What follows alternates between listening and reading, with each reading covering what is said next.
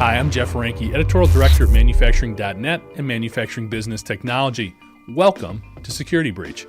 Recent data from cybersecurity software and services provider Mimecast offers some depth on the rising concerns presented by phishing attacks, with 96% of respondents acknowledging that their organization had faced some form of phishing attack in the past year. Additionally, this tactic is believed to be responsible for 36% of data breaches, with 84% of U.S. organizations having reported phishing or ransomware attacks, again, within the last 12 months. And speaking of ransomware, the average payment has climbed to $570,000 during the first half of 2021. That's up more than $200,000 from the previous year. Analysts are predicting that the frequency of these attacks will rise to 1 every 2 seconds. At the heart of all these attacks is a factor that might be the most responsible for their success or failure, and that's employee knowledge and training on how to avoid and respond to cyber attacks. Joining us to discuss what industrial organizations can do to better arm their employees when confronted by these threats is Joe Tibbets. He's a Senior Director of Technology and Alliances and API at Mimecast. So, Joe, getting right into it here, a lot of the things that Mimecast does focuses on employee training and email security. What are some of the things that you see are continuing to be overlooked? What are some of the more important, not even the low-hanging fruit, but just some of the more important things that are being overlooked, and why do you think this continues to be the case? I think, it's a good question. When you really look at awareness training, it's a program, it's a culture, and it's a philosophy. So what folks will think is maybe one-time training, check the box, and that's sufficient for the year. Well, we really have seen best practices with our customer base and kind of in the industry is you need to kind of look at what you're training. Is it resonating with your customers, with your employees? Is this resonating? Are you doing it enough? Is it frequent? Is it pertinent? Is your organization understanding the value of this? So if it's a check the box training exercise, that just doesn't work in 2022 or 2023, right? If you really start to look at it and you have short, interesting snippets where you're educating the user, maybe one quick question, then you take that information and you bench that against yourselves, you bench that against your peers, you bench that against your industry. You're getting your human resource groups involved. So some of the challenges folks have is it's a security only thing and it's not a part of your company's culture. I can tell you a story of a company that really gets it, right? So we actually saw an individual yesterday in Dubai walking down the floor of one of our customers, and there was a robot literally going down the hallway with an awareness training video going by, little comedic type of, it's a true story. And You know right off the bat that company gets it, that they're secure, they're doing everything they can. You also can really determine if a company really understands the value of user awareness. You walk into a break room, you walk into one of those offices, and if you see the poster or you see any type of information out there, you know right off the bat that the culture of that company really understands the value of users. And by the way, users are, involved in over 90% of the attacks that occur. Absolutely. I'm glad you brought up culture. That is such a huge factor, especially in the industrial sector.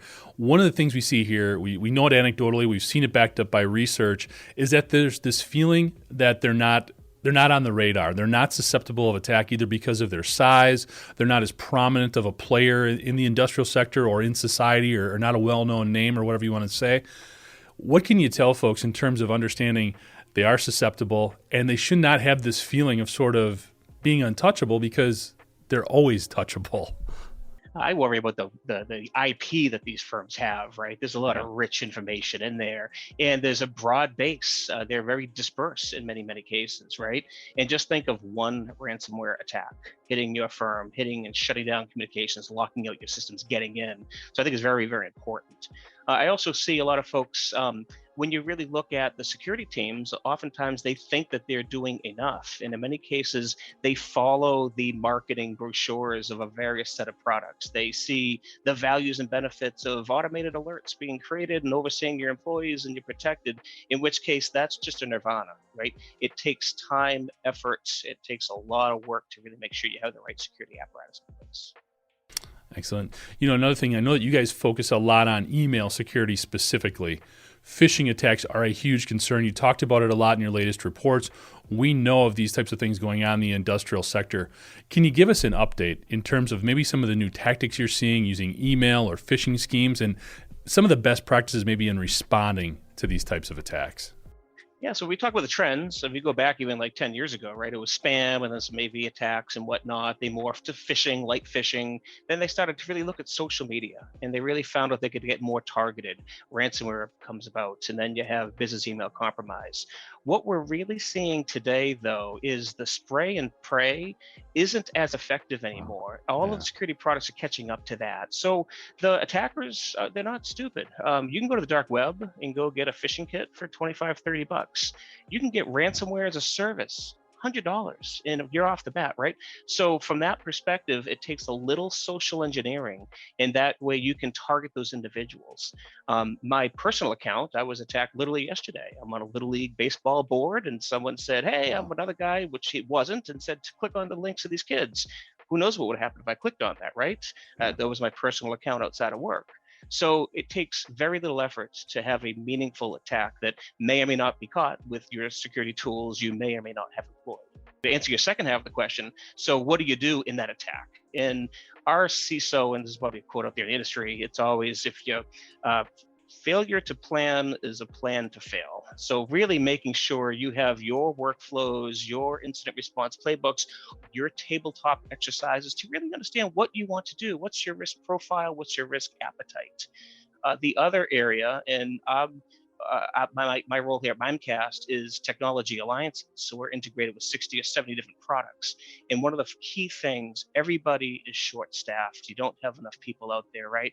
Our customers now are plugged into 3,500 customers are plugged into 225 different security products, meaning that there's an automation going on between the technologies, whether it's endpoint or web security and email security or response. And that's key for you to be able to handle the level of attacks and be able to respond to levels of alerts that hit your organization. Yeah, it's interesting because there's so much going on out there and it's always constantly changing. What advice could you give to some of the folks? It seems like at a lot of industrial facilities, there's one or two people that understand how it is a priority and how it needs a commensurate level of investment and attention and training. It's tough to kind of push that up the food chain a little bit, getting back to some of the culture issues that we talked about previously. What advice could you give to those folks on the plant floor, in the IT department, in helping to get everyone on board sort of further up the food chain? Yeah, I think if you simplify the awareness training, right? Find some engaging ability to educate those users to best practices. It doesn't need to be hard. It doesn't need to be 2 hours of weekly workshops and whatnot. I think from a security team perspective, is making sure you're able to derive the value and the benefits of your security practice and be able to do that to your board, to the directors of IT, across the board, and make sure that your organization has that culture. So start to grow that. Oftentimes it's starting with an awareness training, light version, right? And get people to kind of understand the value. I remember when I first started working 20 plus years ago, and I really had the wrong attitude. I thought if something came across my work computer, I should click on that link and click on the download and do whatever, because that's a security team's issue. And what we had to do, and that obviously was the wrong approach, but really kind of change that thinking across the board. Because a lot of these folks, they're not malicious, they're just not aware.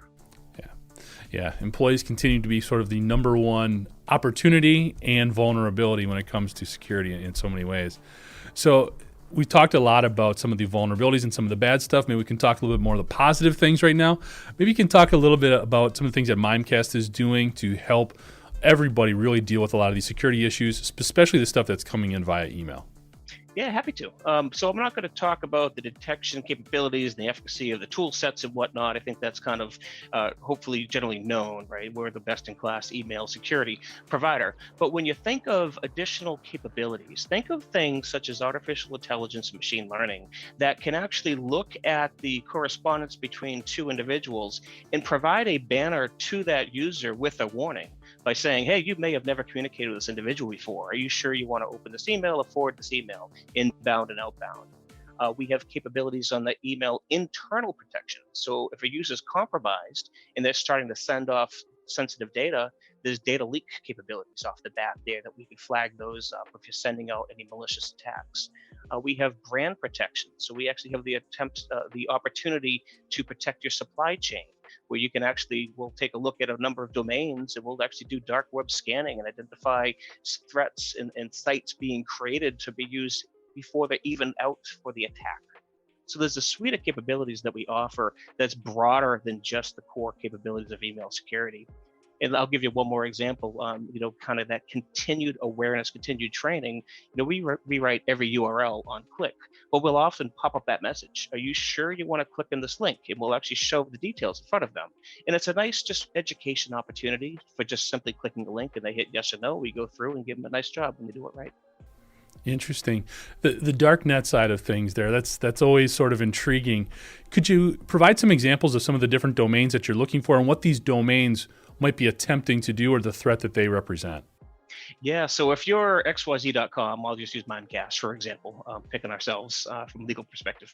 So what we'll actually do is we'll monitor that domain, we'll monitor our logo, we'll monitor our website look and feel, and we have capabilities to scan the dark web, loosely speaking, and we'll look for sites that have a similar logo and a similar setup page where it's being created and potentially sent outside of us. So people are trying to damage our reputation by having a phishing type of attack with Mimecast. So it looks bad to us. It looks bad if that actually happens. So we're actually able to go identify those, and there's a takedown button that you can apply. So it kind of keeps your brand better protected across the board, which is important, especially in manufacturing.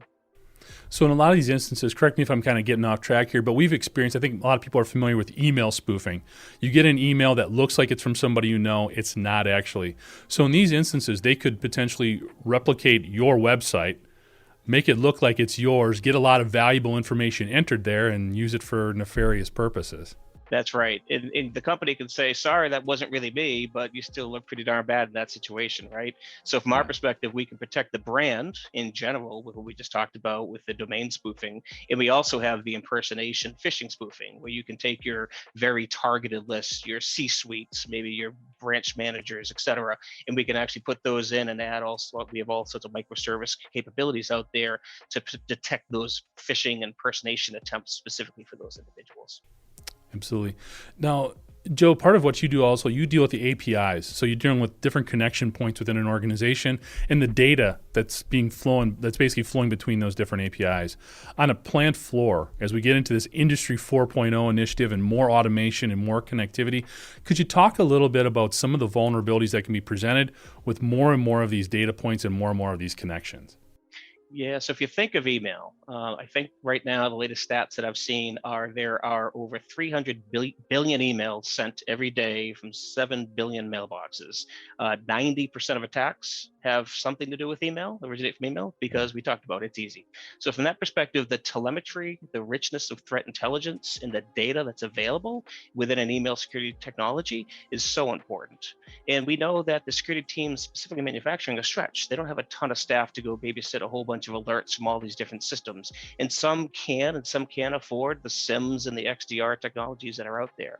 So simply being able to integrate and get your alerts out of Mimecast into a particular set of tools, be able to enrich an investigation by saying, wow, is this actually in any of my users' mailboxes, without having to type in and copy hashes and do all that work in that automated fashion. And if you see a threat that's out there, be able to push the block button or do a search and destroy if found from the email vector, making that capability easy for our security teams to perform whatever function they have in whatever tool set they're utilizing. If we actually interviewed every single person listening to this podcast, there's going to be probably 250 different security architectures, right? They're picking different best of breed products because it works for them, and that's okay.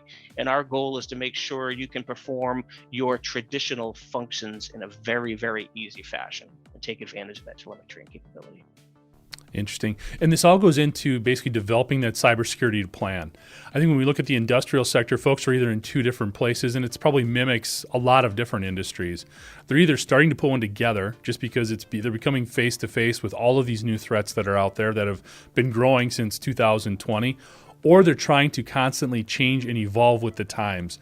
So from your perspective, Joe, maybe you could offer some insight on what are some things to consider when initially constructing that plan, and what can you do to keep it up to date as things change? Yeah, that's an interesting question, and probably a whole podcast in itself at the end of the day. um, it's really kind of making sure you have your right trusted advisors there when you put that plan together. We often see a lot of folks having some great success working with their partner to run through a consultation, not a security audit, but one of those types of capabilities. So you really know what your vulnerabilities are. So whether you want to run through any of that type of thing, there's a lot of vendor products out there that can help you across the board.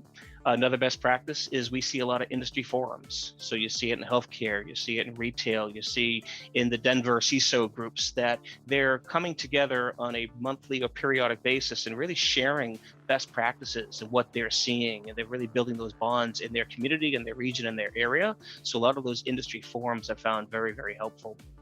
And probably the third of three is really when you're looking at you have limited budget, so you look at your kind of best of breed security tools that work for you, identify ones that are open. So that way in the future, you're able to kind of accommodate additional use cases. So when you do your tabletop exercises and come up with the new scenarios, you're future-proofing the investments. You're not having to rip and replace in due time. Makes sense. It's interesting too when we look at the industrial sector, they'll have physical inventory knowledge down to the washer and nut of everything in the warehouse or on the plant floor. But when they look at APIs and different data points and things like that, the inventory that they have of that is lacking in a lot of instances, which leads to a less effective cybersecurity or security plan. Could you offer some advice or some perspective there on the need to make sure you're understanding all of those data points and having an inventory of it and what that can do for your cybersecurity plan? I think the needle in the haystack analogy would apply pretty well here. And a lot of folks can't afford to go off and purchase a Splunk, which we're great partners with, and they're great if you can. But if you start to look at some of the tools that are out there, there's a lot of low code, a lot of what do you call those? The new data lakes or Snowflake, where you can actually bring this information together. When you start to look, and you look at one, for example, a security investigation, and maybe there was an email that was delivered that had a low confidence, but it wasn't a block. And you see some activity going on with network detection, and you see another issue going on over here with the endpoint security.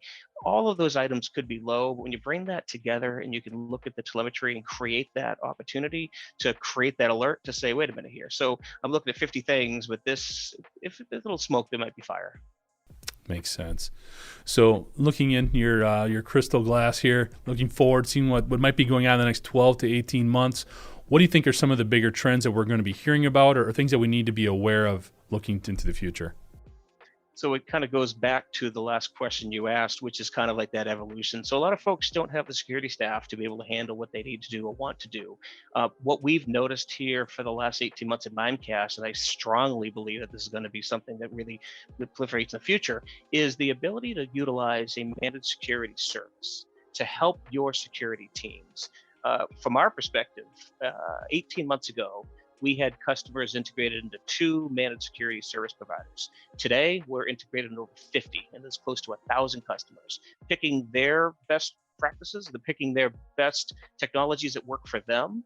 And they do it not just because maybe they've done their analysis and planning and their risk profile says we're not good on weekends or we're struggling at this branch or whatever, but it's really every time you see a threat, you see it for the first time and deal with it. These firms have 1,000 customers they're overseeing, so you get that scale, and they can actually augment your staff at a reasonable price. So I'm just sharing one of the things we're really kind of hearing from our base. Okay, so just an uptick in the use of those services and to supplement and help maybe some small to mid-sized businesses, strengthen their cybersecurity approach. That's right, because they come across the board, right, from MSPs and MSSPs, but everything from incident response to threat hunting to SOC as a service. But then they even have endpoint security providers have the ability for you to have them manage an oversight. So there's so many different capabilities that are out there, but it's just a nice, easy way for you to kind of say, hey, there's one part of the security world that I'd love to get some help with, and you can write that check and make that problem go away a little bit. Excellent. Joe, last question. Any particular threats or groups that you're really monitoring more heavily or have popped up on your radar as of late that people should be aware of? What we're really focused on is that social engineering, phishing, impersonation. That's the one area that we're just really drilling into. It's kind of funny. You think of the evolution of the threats and you think of 2022 as being all these deep fakes and all these different types of really exotic attacks. And sure, they're out there, but the bread and butter of what we're seeing now, core, front and center, are those social particular attacks on those very targeted people. So it's that kind of intersection between those two. Thanks, Joe. And for more information on the work Mimecast does, you can go to mimecast.com. Thanks for joining us today. To catch up on past episodes, you can go to manufacturing.net, IEN.com, or mbtmag.com. You can also check Security Breach out wherever you get your podcasts, including Apple, Amazon, and Overcast. Finally, if you've got a cybersecurity story to share or topic you'd like to have us cover, feel free to contact me at jeff@ien.com. For Joe Tibbets, I'm Jeff Ranke, and this is Security Breach.